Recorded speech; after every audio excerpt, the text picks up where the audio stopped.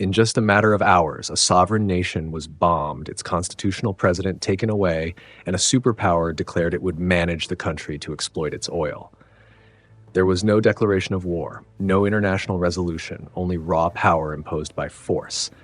But the more important question is this: is this plan actually feasible, or is it the desperate gamble of a fading empire? If you're interested in geopolitics not just on the surface of events, but in the deeper logic of power beneath them, then subscribe to the channel and join us on this journey. For now, let's begin the story. There were no sirens, no emergency overnight meetings at the Security Council, and no official declaration of war. And yet, in an instant, the fragile order the world had reassured itself still existed was torn apart. Venezuela, a sovereign nation, a member of the United Nations with its own flag and constitution, was suddenly treated as if it were a no-man's land. Jets appeared in the skies, airstrikes were carried out with the cold precision of a pre-planned operation, and the head of state was taken away in silence, as if it were a mere technical detail, not a seismic political event. What shocked the world wasn't just the military action, it was the language that came with it. Washington didn't talk about war. They spoke of stabilization, transitional governance, and reconstruction. Harmless-sounding words cloaking a brutal truth. Power was being imposed by force, dressed up as administrative management. A nation reduced to a project, an intervention case, an asset to be taken over. And then, before the wave of controversy could even settle, came another statement, blunt and undisguised. Venezuela's oil would be handed over to American corporations. Infrastructure would be repaired, output restored, oil sold on the global market. It all sounded like a business plan, except the subject wasn't a bankrupt company, but a country. Sovereignty, in this view, became something that could be set aside if it stood in the way of profit. It's here that the story goes beyond Venezuela. It touches on a deeper fear. Are we witnessing the rise of a new era, where the rules of international order are replaced by a simple logic? The strong shall rule? Are we watching a delusion of power unfold, in which a superpower believes that, with enough firepower and dollars, it can reshape the world to its liking, no matter how much the reality has changed? But history rarely unfolds according to such simple scripts. Behind the tough statements and displays of might, there are always simmering contradictions, economic and technical knots that bombs alone cannot untie. To understand why this seemingly overwhelming plan already carries the seeds of its own failure, we need to take a step back and look straight at the root of the problem. How Venezuela's oil industry was strangled, who tightened the noose, and how the trap that Washington now finds itself in was built by its own past decisions. If we peel back the layers of the Venezuelan crisis, a rarely mentioned truth begins to surface, one that rarely fits into brief news segments. The collapse of the country's oil industry didn't begin with corruption, nor did it stem from leftist ideology. It began with cold policy decisions signed in Washington. For decades, Venezuelan oil flowed steadily into American refineries. It wasn't an ideal or equal relationship, but it was stable, mutually beneficial, and it endured even through changes of government in Caracas. Back then, Venezuela wasn't a failed state, but a familiar and functional link in the U.S. energy supply chain. The real turning point came when sanctions became a tool of policy. By the mid-2010s, Washington wasn't just targeting individuals or financial accounts. It struck directly at the nervous system of Venezuela's oil industry. These sanctions didn't require bombs, but their destructive impact was no less than that of a prolonged airstrike.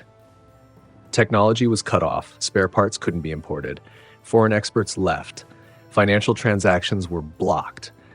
With light crude, these disruptions were serious. But with heavy crude, the kind that requires complex technology, specific solvents, and an uninterrupted operational chain, it was practically a death sentence. Production didn't plummet because Venezuela didn't know how to drill. It collapsed because the system was choked off at every small junction. Oil wells were abandoned not because they were depleted, but because they lacked seemingly trivial but vital technical components. An industry that once pumped millions of barrels a day was slowly reduced to a rusting machine, not because of time, but because of deliberate political intent. And as an economy heavily dependent on oil lost its primary source of revenue, The collapse rippled into currency, food, healthcare, and society at large.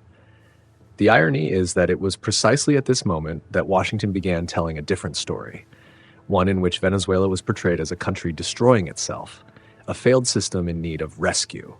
An uncomfortable truth was being obscured. Without years of tightening sanctions, Venezuela's oil industry would not have been pushed to the edge. And when the U.S. suddenly allowed limited technical operations to resume, authorizing imports of light crude and solvents to help restore production, it inadvertently acknowledged what it had long denied, that the issue wasn't capability, but the lock that had been fastened by its own hand. This is where a strange strategic trap emerges. Washington dismantled a system, then returned offering to repair it, on the condition that control be handed over. But oil isn't like a building you can rebuild with a few contracts. It's a complex network tied to sovereignty, to society, and to a nation's global standing. Every deeper intervention breeds more suspicion, resistance, and political cost. The trap lies here. The more the U.S. tightens its grip, the more it must intervene, and the more it intervenes, the deeper it sinks into a reality it cannot fully control. And so, when declarations about restoring the oil sector are made, a more important question arises. If this were purely an economic issue, why was force needed? The arrest of leadership, the imposition of governance. Why not simply lift the sanctions and let the market recalibrate on its own? The answer lies beyond production charts and oil prices. Venezuelan oil isn't just a source of energy or profit. It's a symbol of power, a message meant to show that Washington can still determine the fate of nations in a region it once regarded as its backyard. From this point, the picture expands beyond oil wells and refineries. The story is no longer just about who drills, who sells, and who buys. It shifts to a much larger question. How is Venezuela being used as a chessboard in a global geopolitical struggle? And how is the seizure of its oil really an attempt to reassert strategic dominance in a world no longer running on the old rules? If we look at Venezuela purely as an oil equation, then every military action and attempt to impose control becomes so irrational it's nearly impossible to justify. No serious energy corporation needs bombs to sign a contract, and no functioning market economy operates efficiently by arresting the leadership of a resource-rich nation. That's why the oil grab in Venezuela was never really just about barrels, wells, or profit.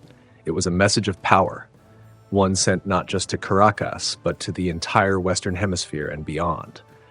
In Washington's view, Venezuela wasn't seen as an independent country with its own history, society, and foreign policy, but as a deviation that needed to be pulled back onto the axis of control. Intervention, then, carried a heavy symbolic weight, a reassertion that Latin America remains within a special sphere of influence where outside powers are not welcome. This is the old logic of the Monroe Doctrine, revived in a world that has fundamentally changed.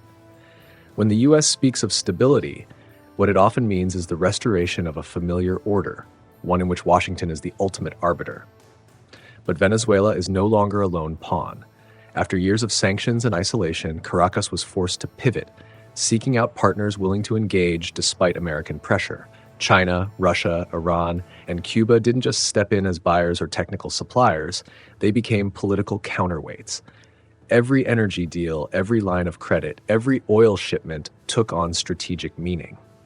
It signaled that U.S. dominance in the Western Hemisphere was no longer absolute, that the backyard had opened doors facing elsewhere. This is precisely what made Washington's response more aggressive.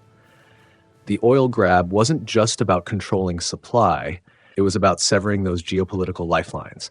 It was an attempt to push China out of South America, to weaken Russia's presence, and to warn Iran that there are no safe harbors near U.S. borders.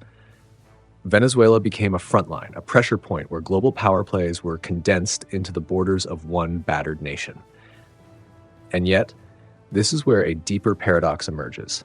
China isn't approaching Latin America with tanks or warships, but with trade and investment. It buys what the region has in surplus and sells what it lacks. That relationship isn't built on ideals, but on cold economic complementarity. Meanwhile, the U.S. is both a buyer and a direct competitor to Latin America in many markets. Washington cannot replace an entrenched economic structure with force, because that structure exists out of mutual benefit not political coercion. The imposition of control in Venezuela, then, takes on the shape of an effort to turn back time. It assumes that by removing the current regime, the flow of influence will simply return to its previous direction. But in a multipolar world, influence no longer moves on the command of a single power. It is built through supply chains, long-term contracts, and the trust that a partner won't back out when pressure mounts. Every coercive action in Caracas only serves to reinforce Beijing's argument that it is the non-politicized trading partner, a message that resonates powerfully with nations long subjected to intervention. At a deeper level, the oil grab is also a test of power's limits. Washington wants to prove it can still strangle an economy, force it to collapse, or bring it to heel. But that test relies on fragile assumptions that rivals have no alternatives, that other partners will back down, and that the political and economic costs can be contained. Reality, however, is far more complex. Venezuela is not the center of the global energy system, and China is not a one-source dependent economy. This is where geopolitical strategy slips into dangerous illusion. The idea that Venezuela can be squeezed to pressure China may look sound on paper, but it ignores the flexibility of modern supply chains and the adaptability of other global powers. In focusing all its force on controlling one source of oil, Washington may have exposed a larger error, underestimating China's agility and overestimating the actual weight of the Venezuela card in the global energy game. And that is when the story enters a new chapter, one where economic illusion collides head-on with geopolitical reality. The idea of economic strangulation, using pressure to force adversaries into retreat, may sound familiar because it's a strategy Washington has used many times in the past. Sanctions, blockades, isolation, these were the tools that created an illusion of control for decades, back when the global financial and trade systems still revolved around the US. But the problem with Venezuela isn't whether those tools ever worked, it's how much the world has changed since. When a strategy is built on assumptions from the 1990s and applied to today's context, it becomes a dangerous gamble. Washington believed that if Venezuelan oil were cut off, Beijing would immediately feel the pressure. But that was the first major misstep. In China's vast energy puzzle, Venezuelan oil is just one small piece. Beijing doesn't rely on a single source, nor does it build energy security based on sentiment. Russia, the Middle East, Africa, even Southeast Asia, all are part of a long diversified supply network. When one door closes, others open, sometimes with better terms. Meanwhile, Venezuela didn't collapse as quickly as the architects of the sanctions had hoped. The economy was heavily damaged, society endured severe strain, but the system didn't unravel in a knockout blow scenario. On the contrary, that very pressure forced Caracas to adapt. Oil was sold through indirect channels. Payments shifted to mechanisms outside the dollar system. Relationships with partners who ignored Washington's orders were strengthened. What was supposed to be a strangulation turned into a prolonged process in which the target didn't fall, but the political costs kept rising. The bigger mistake lay in how Washington read China. Beijing never saw Venezuela as a vital artery, but as part of a broader risk diversification strategy. So, when the US escalated, China didn't panic. It adjusted. It bought more elsewhere, restructured contracts, and most importantly, learned a key lesson. The US-led system cannot be relied upon. Each new sanction, each act of coercion, only reinforced China's resolve to build supply chains less dependent on Washington. Ironically, it was the US that became trapped in its own logic. When sanctions didn't produce the desired results, Washington felt compelled to escalate further, to prove the strategy was still working. But the more it escalated, the more it pushed other nations toward alternative paths. Latin America looked at Venezuela and saw a chilling message. If it's Caracas today, it could be anyone tomorrow who steps out of line. In that context, China didn't need to persuade with words. Washington's actions did the talking. The bitter irony is that the strangulation strategy not only failed to weaken its adversary, it exposed America's own structural vulnerabilities. It assumed U.S. economic power was absolute and irreplaceable, but in reality that power has become increasingly relative. It also assumed that sanctioned countries would be isolated and alone, yet the multipolar world allows them to find new partners. When those assumptions fall apart, The strategy turns into a vicious cycle. Sanctions breed resistance, resistance leads to escalation, and escalation undermines the very foundation of influence. And it's at this point that another question begins to emerge, sharper and harder to avoid.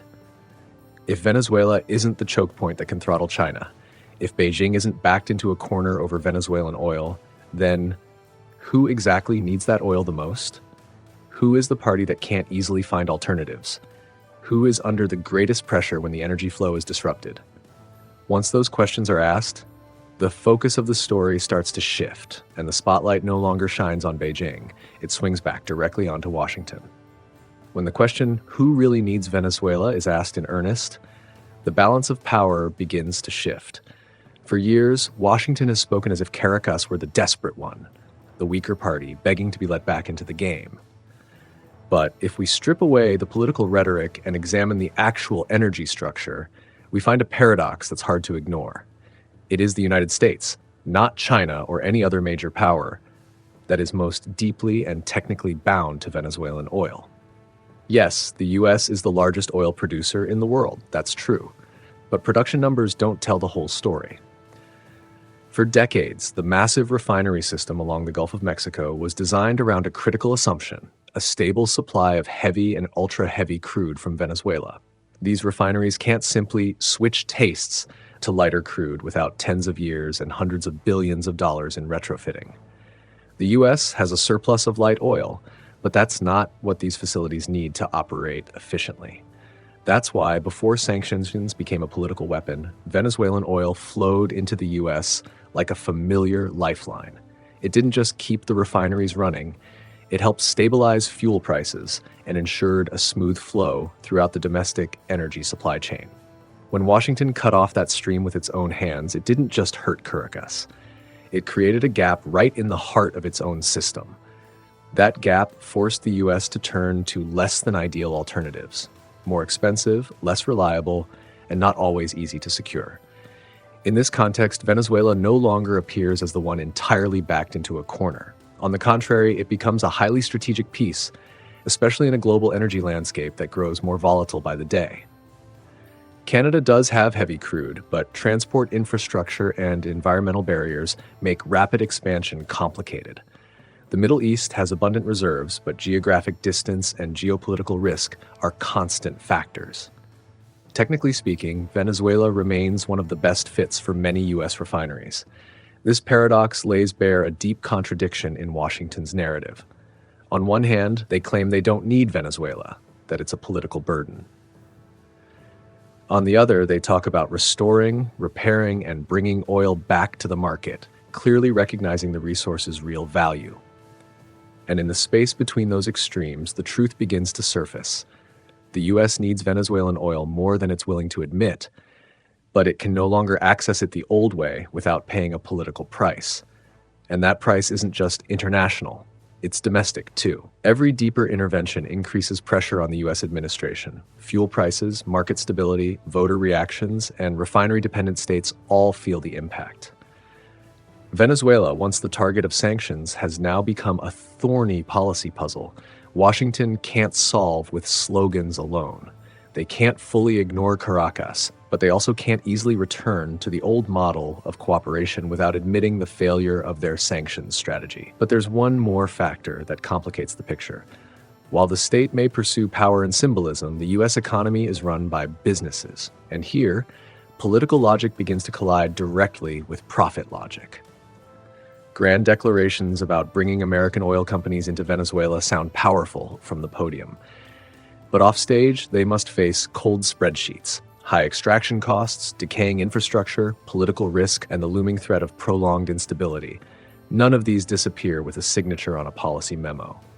It is precisely at this crossroads, where Washington's strategic needs meet the caution of the market, that the story shifts into a new chapter.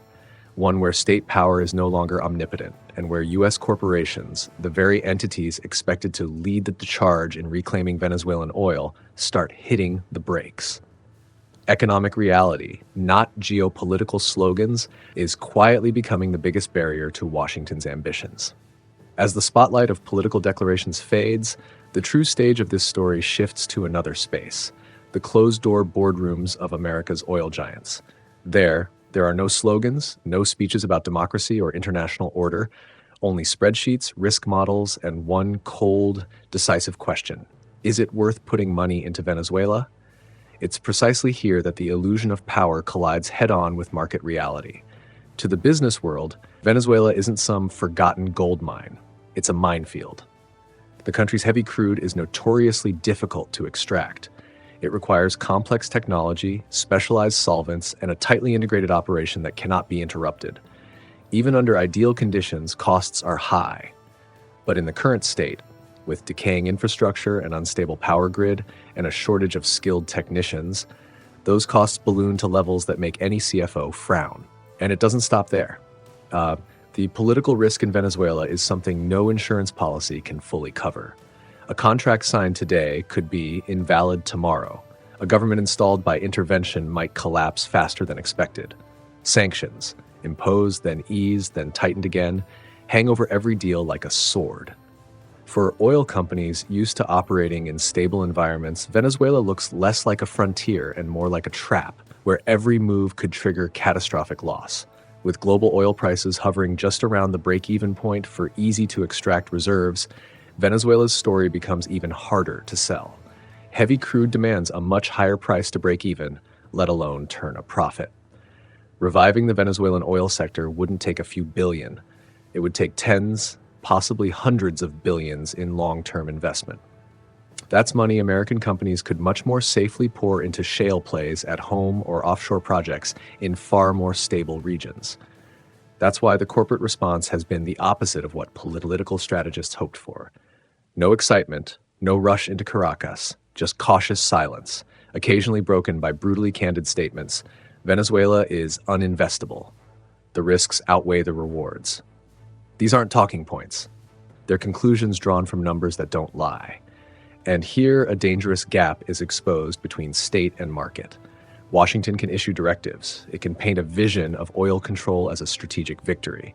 But it cannot force publicly traded corporations to sacrifice shareholder returns for a vague geopolitical gamble. In the American economy, companies are not the unconditional extension of political will. When risk exceeds the tolerance threshold, their natural response is to hit the brakes. This hard brake carries deeper meaning than a simple investment decision. It reveals the true limit of American power in today's world. An empire can impose itself by force, but it cannot compel the market to believe in an economically hollow narrative. When business walks away, all plans to control resources turn to dust because no one is willing to convert those declarations into actual capital. From that perspective, Venezuela becomes a mirror reflecting a bitter paradox. The U.S. holds overwhelming military strength and vast political influence, yet it lacks the one thing needed to truly take the oil, the willingness of the market. And when the oil giants, those expected to benefit most, choose to stay out, the entire strategy begins to reveal its fatal flaw. Economic reality doesn't need to argue or protest. It just needs to remain silent and not invest. As the story of Venezuela comes to a close, what lingers isn't the image of oil wells or the bold declarations from Washington. It's a chillingly familiar feeling.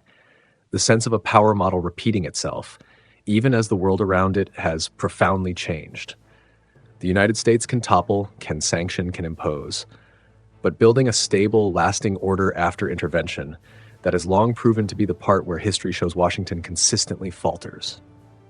From the Middle East to North Africa, from Afghanistan to Libya, this pattern is nothing new. A swift strike, a regime removed, promises of reconstruction and democracy. Then comes the power vacuum, prolonged instability, and consequences spiraling beyond control. Venezuela is simply the latest chapter in this well-worn book. The only difference is that this time, the world no longer looks at America with the same fear or admiration it once did. Venezuela has become a mirror, reflecting the decay of imperial thinking. Not because the U.S. is militarily weaker, but because power today is no longer measured by one's ability to unilaterally coerce. In a multipolar world where supply chains are interconnected and alternatives always exist, the use of force reveals more limits than strength. Every act of coercion not only provokes resistance from its immediate target, It erodes the trust of nations watching from the sidelines, quietly weighing who they should align with. The greatest danger for a superpower is not immediate defeat. It's the slow erosion of credibility. When countries begin to believe that international law can be discarded whenever it inconveniences the powerful, they start looking for protection in new alliances, in alternative structures. And in its effort to assert absolute dominance, Washington may have unintentionally accelerated the fragmentation of the very order it once led. Venezuela, then, is not just a story about oil or Latin America. It's a warning sign in a time of global transition, where old formulas no longer deliver old results. An empire can continue to act as if the world still orbits around it, but reality will not shift accordingly. Decline doesn't arrive with one dramatic collapse, but through a series of misjudgments repeated until the gap between ambition and ability becomes too wide to hide. The final question isn't just for Washington. It's for all of us watching the currents of global geopolitics. Where does the world go when power is no longer restrained by shared rules? And can smaller nations find space to exist amid the growing intensity of great power competition? If you have your own perspective on Venezuela, on America's role, or on the evolving world order, leave a comment below. These conversations are how we collectively begin to see the bigger picture more clearly. And if you're interested in deep, slow, and root-level geopolitical analysis, don't forget to subscribe to the channel and join us in the next story.